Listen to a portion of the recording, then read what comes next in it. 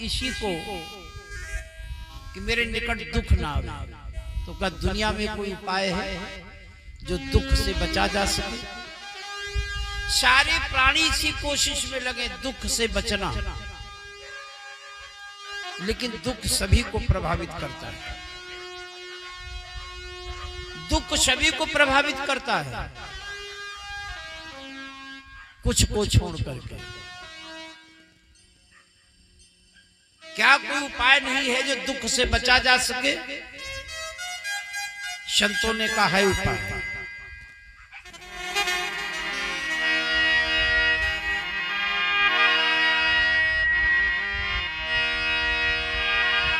भक्ति स्वतंत्र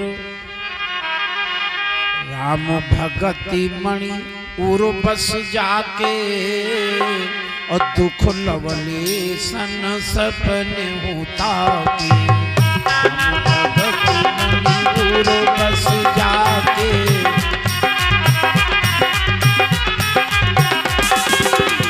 राम भगति मणि उर बस जाके, राम भगति मणि उर बस जाके, दुख लवलेशन सपने आके।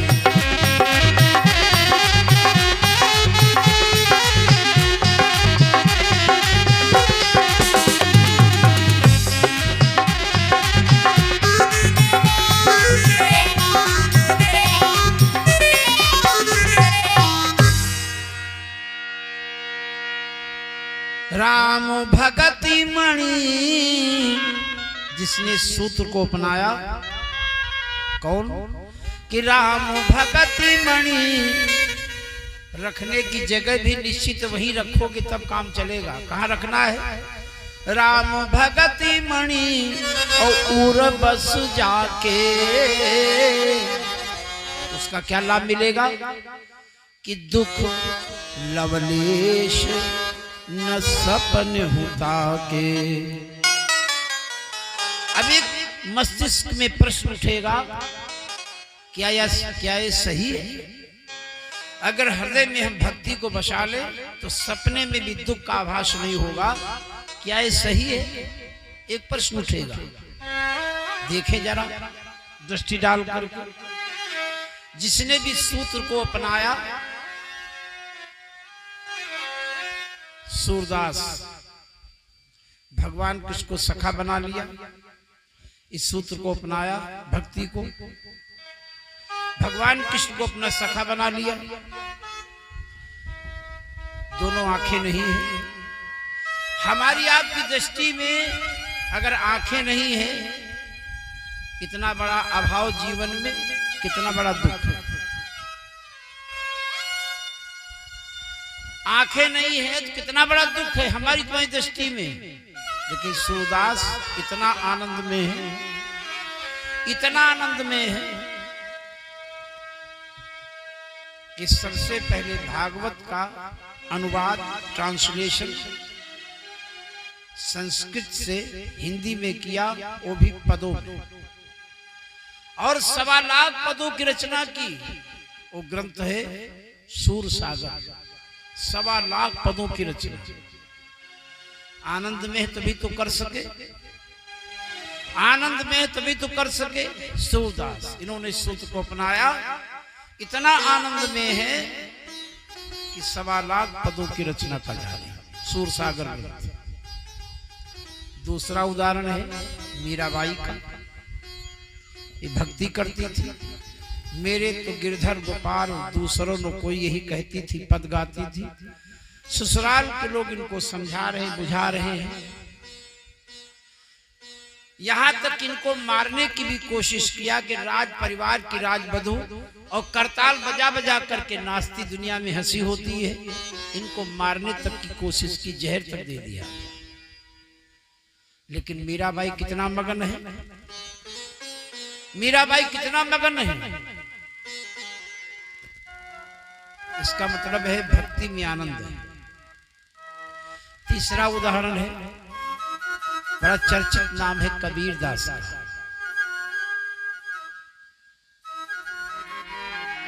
कबीरदास कहा करते हैं मन लागो मेरा यार, मन लागो मेरा यार, फकीरी में मन लागो मेरा,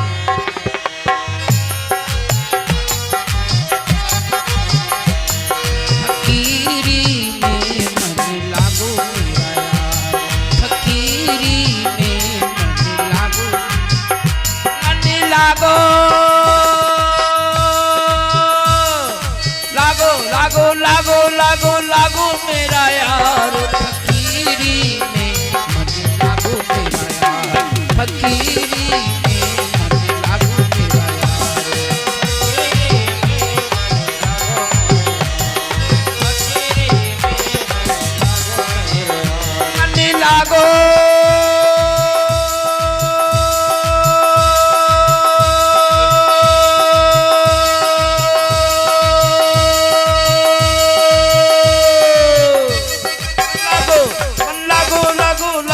मन लागो मेरा यार, फकीरी फकीरी में मन लागो मेरा यार,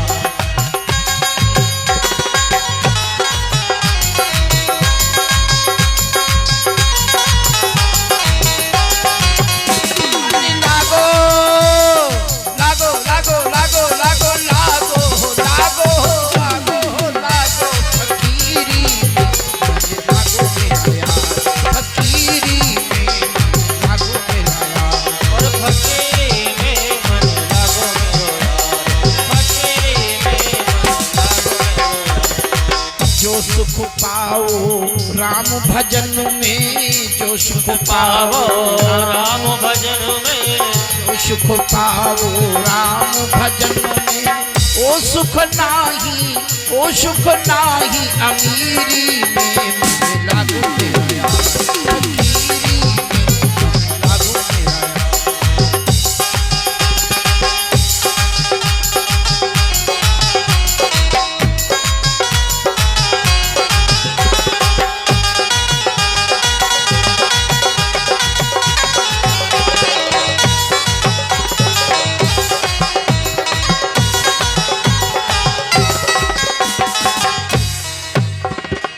हाथ में कोड़ी बगल में सोटा, हाथ में कोड़ी बगल में सोना, चारों दिशा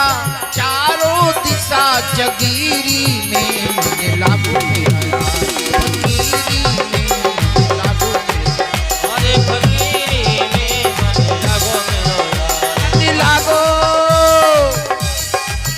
मन लागो लागो लागो मन लागो मेरा यार, फकीरी में मन लागो मेरा यार, फकीरी में मन लागो मेरा यार, फकीरी में मन लागो मेरा यार, फकीरी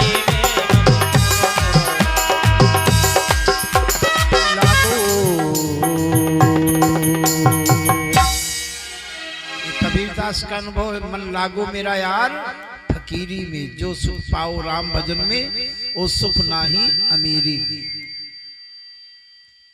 राम भगति मणि जो मैं बता रहा था, राम भगति मणि उरु बस जाके, और दुख लवले सन सपने होता के। अब ये पता लग गया कि ये दवाई इस मर्ज में फायदा करेगी। अभी मिलेगी कहाँ, कौन फार्मेसी की, कौन मेडिकल स्टोर में कहाँ मिलेगी? गोस्वामी जी ने वो भी बताया।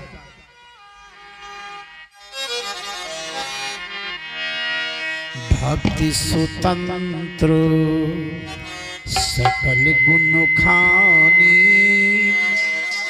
भक्ति स्वतंत्र सकल गुण खानी, बिनु सत संग न पावहि प्राण। भक्ति स्वतंत्र सकल गुण खानी, बिनु सत संग न पावहि प्राण।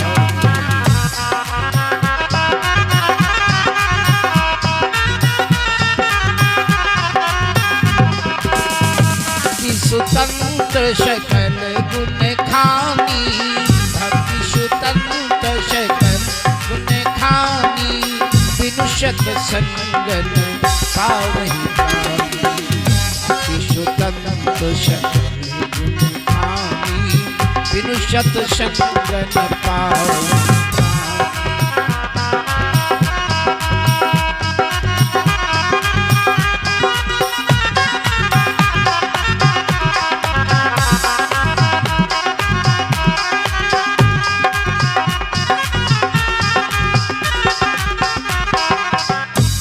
मिलेगी भक्ति, भक्ति स्वतंत्र।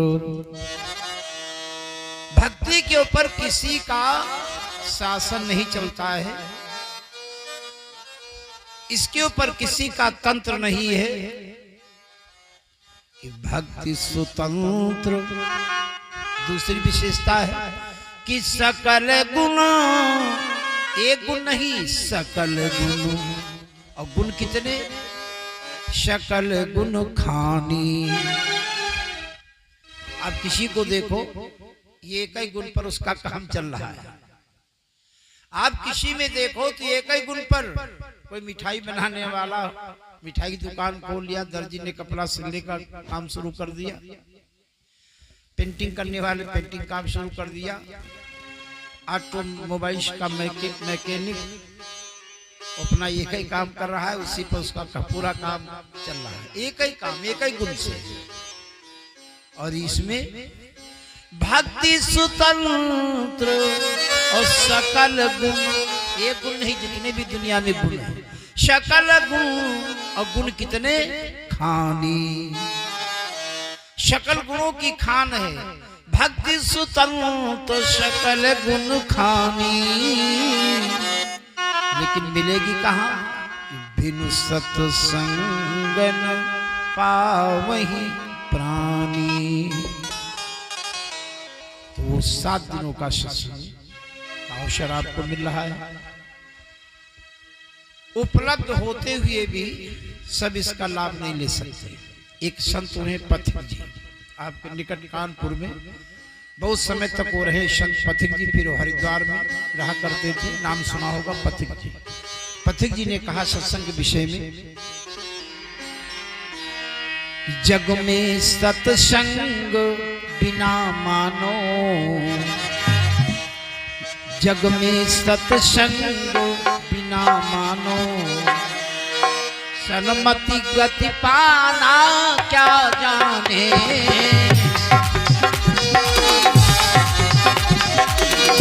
गति पाना क्या जाने।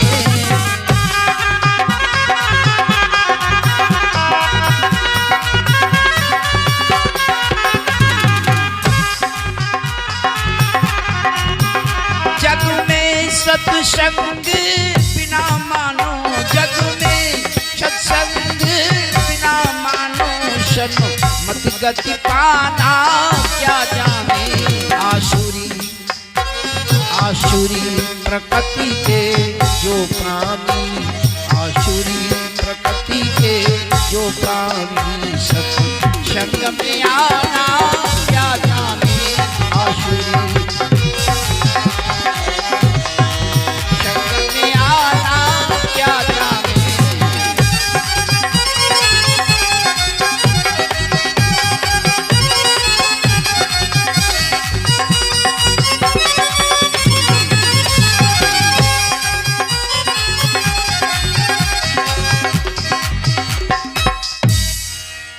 ये पथिक जी संत का कहना। बोलो कृष्ण भगवान की।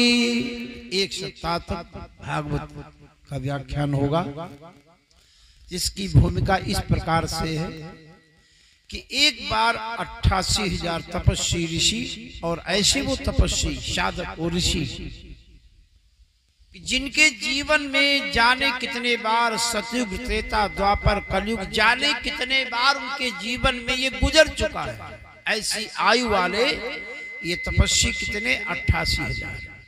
इन्होंने एक दिन बैठ करके आपस में गोष्ठी किया, आपस में बैठकर चर्चा करने लगे।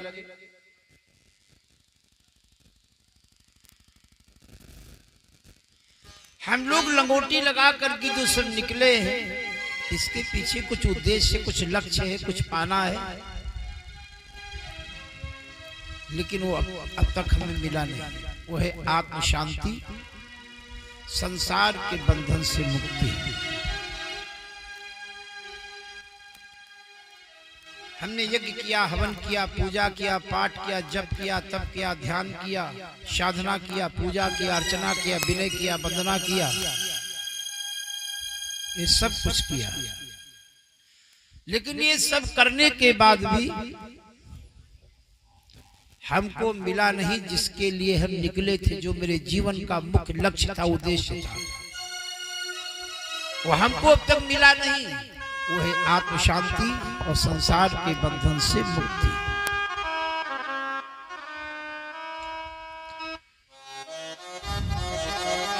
चलो सब कुछ करके, जप है, तप है, योग है, साधना है, पूजा है, अर्चना है, विनय है, वंदना है, यज्ञ है, हवन है, पूजन है, ये सब करके देख लिया।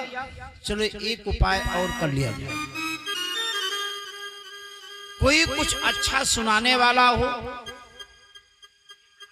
हमारे अनुकूल विषय हो, हमारी संतुष्टि के लिए हो, मेरा जो विषय उसी के अनुसार उसका व्याख्यान हो, हम सुने, सुनाने वाला सुनाएगा, हम सब बैठ करके सुने, शायद उससे हमको वो चीज मिल जाए, आत्म संतुष्टि, आत्म शांति और संसार के बंधन से मुक्ति।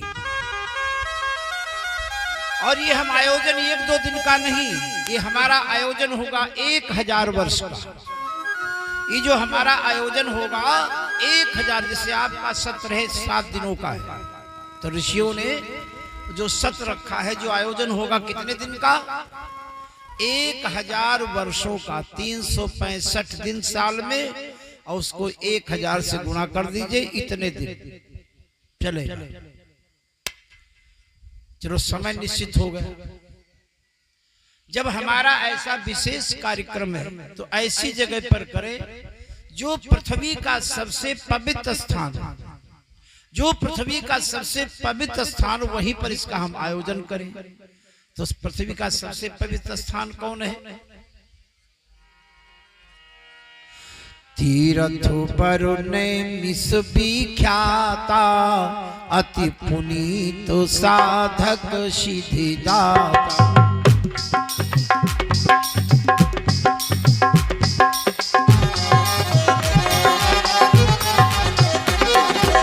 तीर्थ पर विश्व विख्याता, तीर्थ पर विश्व विख्याता, अति पुनीत साधक सिद्धिदाता।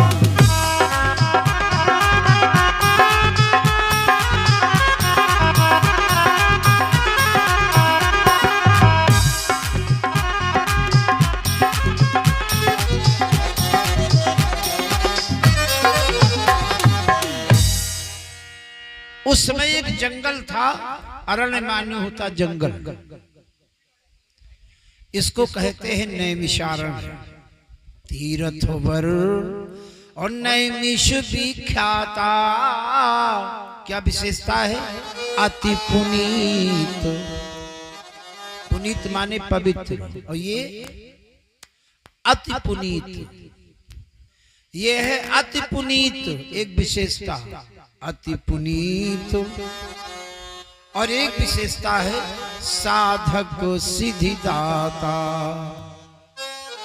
अगर यहाँ पर कोई साधना करता है तो बहुत जल्दी उसको सफलता मिलती, सिद्धि मिलती, साधक सिद्धिदाता, ये विशेषता है इनने मिशान की। अति पुनीत, पुनीत नहीं अति पुनीत वो स्थान है। कौन नैमिषारण्य? वो भी निश्चित हो गया कि पृथ्वी का सबसे पवित्र स्थान ये क्षेत्र है नैमिषारण्य। 84 कोस की परिधि है इसकी। समय निश्चित हो गया, 1000 वर्षों तक सत्र चलेगा। स्थान भी निश्चित हो गया, कहाँ आयोजन होगा? नैमिषारण्य। अब 1000 वर्षों तक कोई सुनाने वाला हो, रोज सुनाएगा, हम सब बैठ करके सुनेंगे। और ये तो है नहीं कि मनमानी जो आवे मनोहर कहानियां सतकथा सुना तो सुनाना है नहीं। ये ऐसे ऋषि तो ऐसे गंभीर विषय पर व्याख्यान देना है। ऐसे ऋषियों को सुनाना है तो ऐसे गंभीर व्याख्यान देना है। और कितने दिन? 1000 वर्षों तक रोज सुनाने वाला सुनाएगा, हम सब सुनेंगे। तो इसके लिए व्यास जी के एक शिष्य हैं, इनका नाम है लोमहर्षण, इनका उपनाम है सूत। ये पुराणों की रचना व्यास जी ने किया है, उसका अध्ययन अपने प्रिय शिष्य इनको सुपात जान करके, उसके अनुकूल जान करके पुराणों का अध्ययन व्यास जी ने अपने शिष्य लोमहर्षण, जिनको उपनाम है सूत जी, इनको कराया।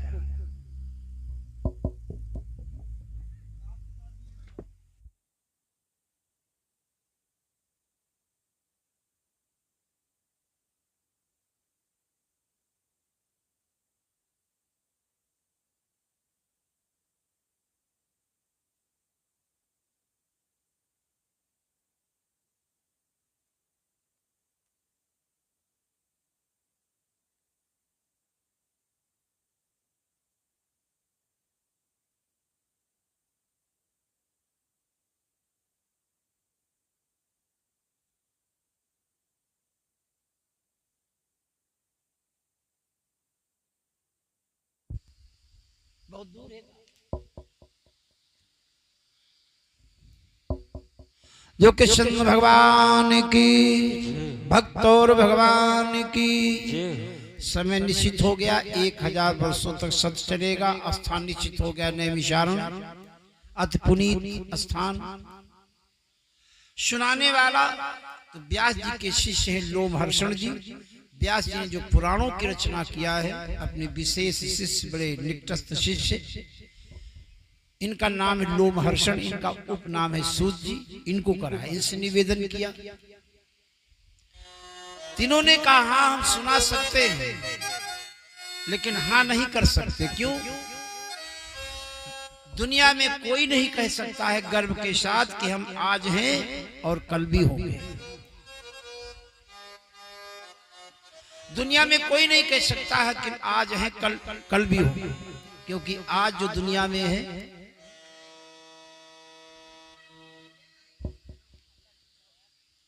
आज जो दुनिया में सब हैं, लगभग 6.5 अरब की आबादी शायद दुनिया की है। लेकिन कल का जब सूर्योदय होगा तो इसमें से लाखों लोग ऐसे होंगे जो आज तो हैं लेकिन कल वो नहीं होंगे। आज है लेकिन कल वो नहीं होंगे। दुनिया में कोई गर्व के साथ नहीं कह सकता है कि हम आज हैं कल भी होंगे। तो हम कैसे कह दें 1000 वर्षों तक हम तुम्हें सुनाएंगे? ऋषियों ने कहा हमारे पर जिम्मेदारी डाल दो, जब तक यह आयोजन चलेगा तब तक आपके जीवन को किसी प्रकार की कोई क्षति नहीं पहुंचेगी। सूत जी तैयार हो गए। यहाँ नैमिषारण्य में व्यासपीठ विराजमान होकर सुनाने लगे, पुराणों का पर व्याख्यान देने लगे। 28,000 ऋषि श्रोता हैं सब। ये कार्यक्रम चल ही रहा है, 1000 सालों का है, चल रहा है कार्यक्रम। इसी बीच में वो समय आ गया, यही 1000 साल के बीच में जो 1000 वर्षों का एक कार्यक्रम है, इसी बीच में वो समय आ गया कि महाभारत के युद्ध की तैयारी हो गई। अब निश्चित हो गया था कौरव पांडवों में युद्ध हो जाएगा। तो बलराम जी ने सोचा हमारे लिए तो बड़ी मुश्किल होगी। अगर युद्ध होता है कौरव पांडवों का तो हमारे लिए मुश्किल ये होगी कि हमने दुर्योधन को भी गदा युद्ध की दीक्षा दिया है और उधर भीम को भी गदा युद्ध की दीक्षा दिया है। एक और शिष्य होगा भीम और एक और शिष्य होगा दुर्योधन। तो हम किसके पक्ष में खड़े हुए? तो ना हम इस पक्ष में रहेंगे ना उस पक्ष में रहेंगे, इस युद्ध में हम उदासीन रहेंगे। तो तीर्थ यात्रा का बहाना बना करके और निकल गए तीर्थ यात्रा के लिए। एक एक करके सारे तीर्थों में भ्रमण कर रहे थे। उसी क्रम में तीर्थाटन के क्रम में आ गए नैमिषारण्य में। वहां पर आयोजन चल रहा था। जैसे बलराम जी वहां कथा स्थल पर पहुंचे तो सारे ऋषि मुनि जानते भी सामान्य पुरुष नहीं बलराम जी। बलराम जी कोई सामान्य जन नहीं है, शेषावतार है। बलराम जी शेषावतार हैं। सारे लोग सम्मान में खड़े हो गए, लेकिन ये व्यास आसन, जिसको व्यास पीठ भी कहते हैं, इसको इतना बड़ा सम्मान दिया गया है अपने यहाँ पर सनातन धर्म में, भारतीय संस्कृति में। इसको इतना बड़ा सम्मान दिया गया है। आज वर्तमान में भी देश का सबसे सम्मानीय पुरुष कौन है? आज वर्तमान में देश का सबसे सम्मानीय पुरुष कौन कहा जाता है? राष्ट्रपति। राज्य का सबसे सम्मानीय पुरुष राज्यपाल। लेकिन वो भी अगर ऐसे आयोजन में आएगा तो वो भी इस पद का, इस व्यासपीठ का सम्मान करेगा। इस आसन से कुछ नीचे ही आसन ग्रहण करेगा। ये आज भी परंपरा है। तो इस व्यासपीठ का सम्मान करते हुए ये सूत जी नहीं खड़े हुए उनके सम्मान में बलराम जी के। बलराम जी को क्रोध आ गया कि थोड़ा व्यास जी ने इसको पुराणों का अध्ययन करा दिया, और इसको इतना बड़ा अहंकार हो गया कि ये सब तपस्वी 28,000 ऋषि मुनि सब मेरे सम्मान में खड़े हो गए, और ये इसको इतना बड़ा अहंकार कि मेरे सम्मान में खड़ा नहीं हुआ। एक कुशा उठाई और अभिमंत्रित करके इनके ऊपर ऐसे फेंक दिया। जैसे फेंक दिया तैसे ये गिर पड़े, मृत हो गए। अब कहाँ ये आयोजन चल रहा था, कहाँ ऐसी घटना घटित हो गई। सब ऋषि मुनि हाय हाय करने लगे। बलराम जी जब शांत हुए तो कहा कि हाँ, आवेश में आकर के हम ये कर बैठे, लेकिन बताओ अब इसका विकल्प क्या है, आगे आप क्या चाहते हैं? तो ऋषियों ने कहा महाराज, हमारा आयोजन है 1000 वर्षों का, तो चलता रहे।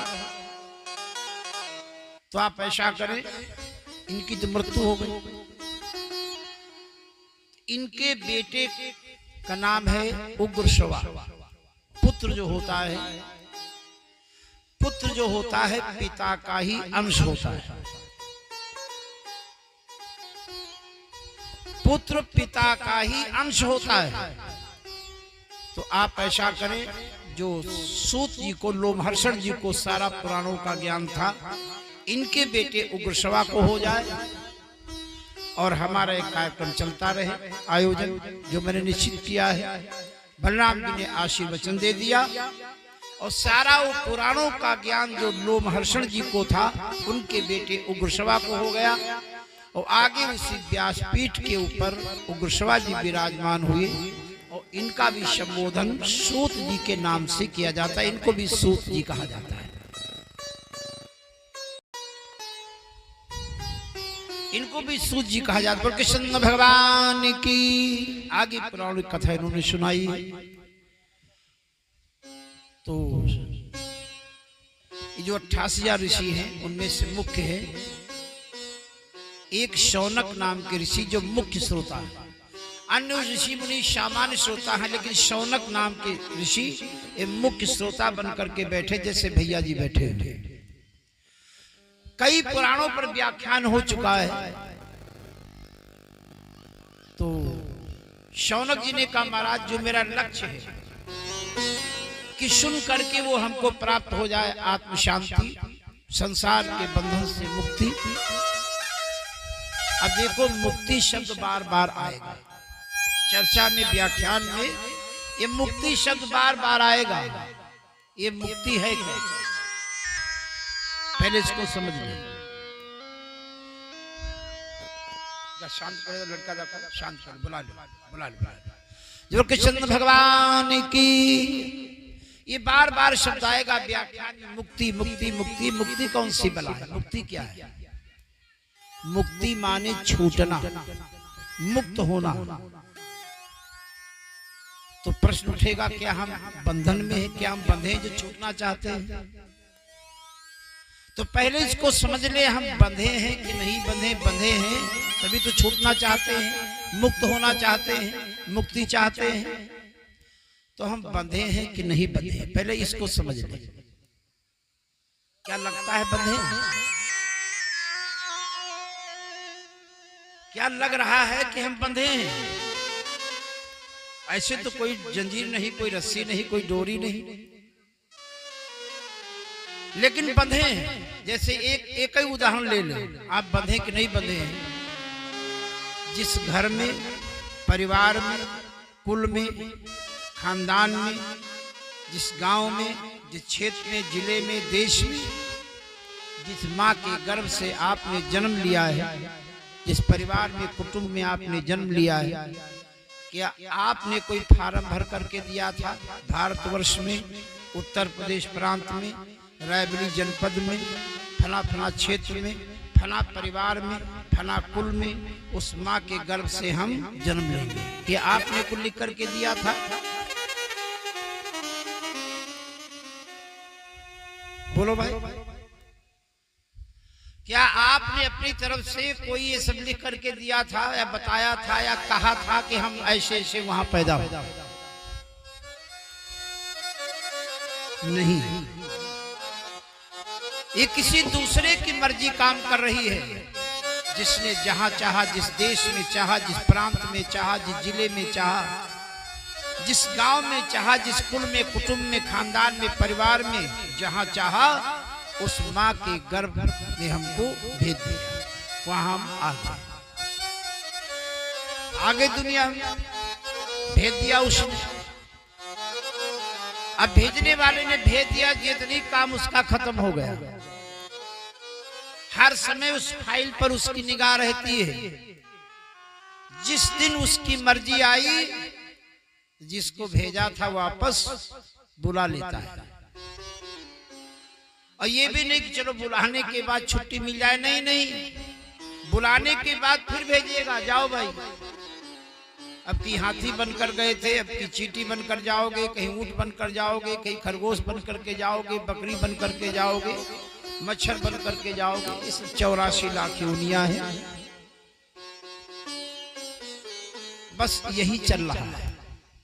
जाने कितने बार दुनिया में हम आए हैं, जाने कितने बार दुनिया से गए हैं। जन्म हुआ है और मृत्यु हुई, लेकिन ये बड़ा कठिन होता है। ये दोनों समय बड़े कठिन होते हैं, और इसमें हम पड़े हुए बार बार दुनिया में जन्मना मरना, जन्मना मरना, जन्म मृत्यु, जन्म मृत्यु, जन्म मृत्यु, न जाने कब से मेरे ऊपर बीत रहा है, हमें पता नहीं है। और सबसे ज्यादा कष्ट इसी समय में होता है। जन्मत मरत दुसह दुख होई, आसानी कष्ट होता है, अशानी कष्ट होता है। जन्म के समय, मृत्यु के समय। अब जन्म के समय कितना कष्ट होता है। अगर आपको एक कमरा दे दिया जाए, 8 बाई 8 का कमरा है, इसी में रहोगे, इसी में लेटोगे, इसी में सोओगे, इसी में टहलोगे, इसी कमरे में खाओगे, इसी कमरे में मल और मूत्र का त्याग करोगे, इसी में रहोगे, सोना जागना, चलना फिरना, खाना पीना इसी कमरे में, सोना जागना इसी कमरे में। उस कमरे में कितने दिन रुक सकते हो?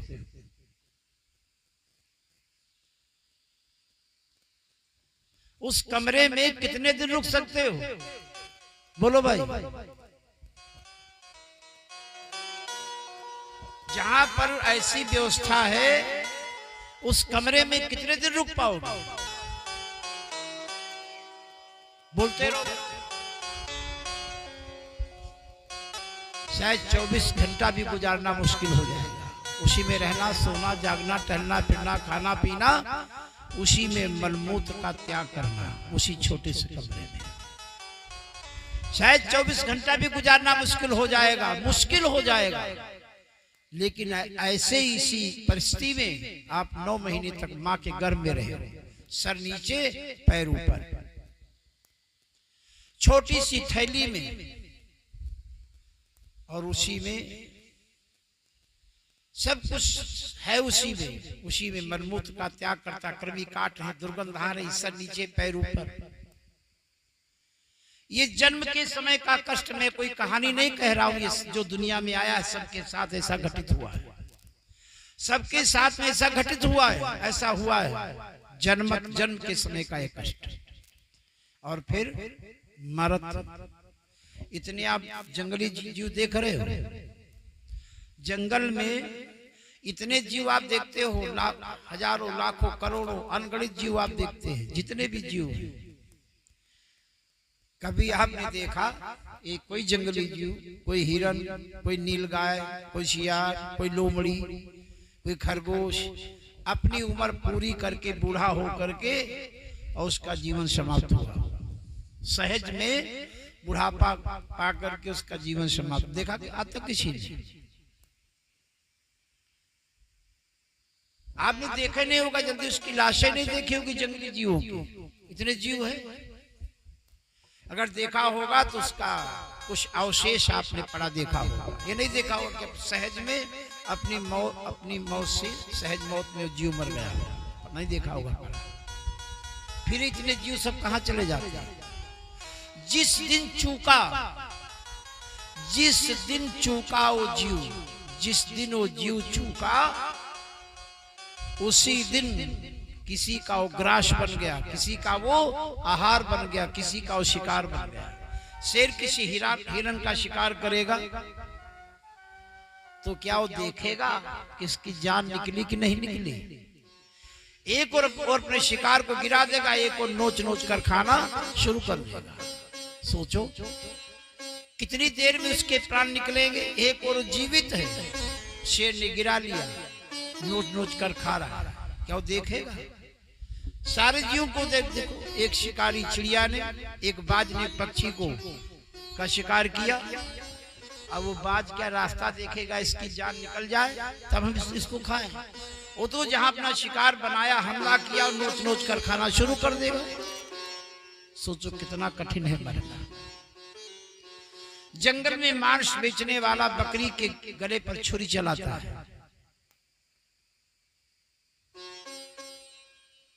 शोर का मांस बेचने वाला जिंदे में शोर को जला देता है। कितना कठिन हुआ मरना।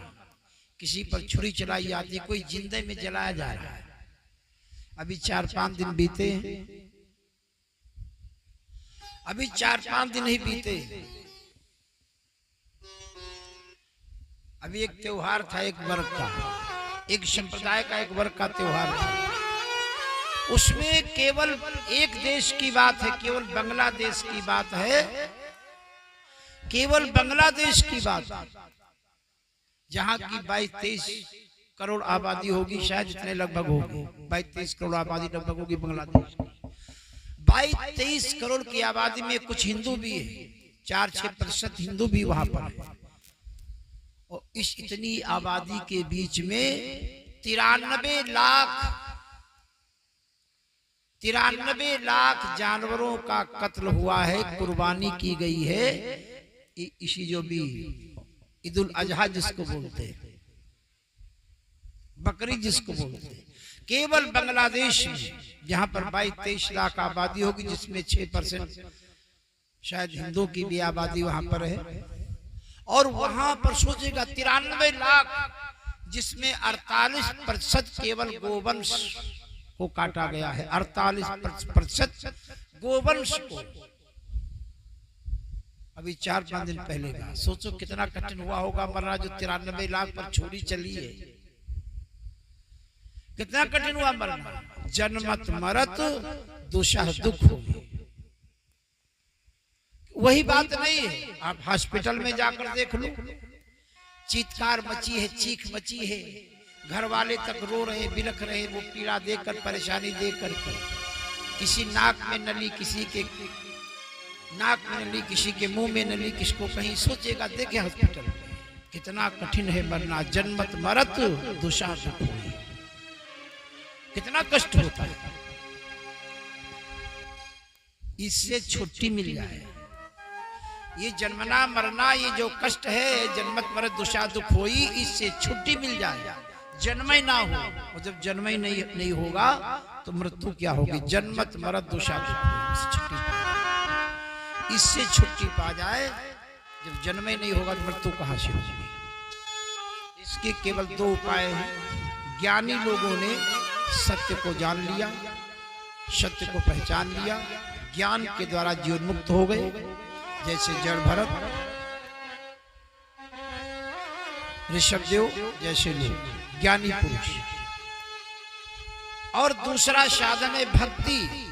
भगवान की भक्ति किया इतना भगवान के प्रिय हो गए कि आखिर में भगवान ने अपने निकट बुला लिया बैकुंठपुरी में, और इतने उतना प्रियजन बना लिया कि अपना सेवक बना लिया, पार्षद बना लिया, और दोबारा अपने प्रियजन को दुनिया में भेजे नहीं। जब दुनिया में भेजे ही नहीं, जन्मे नहीं हुआ, तो मृत्यु का प्रश्न है।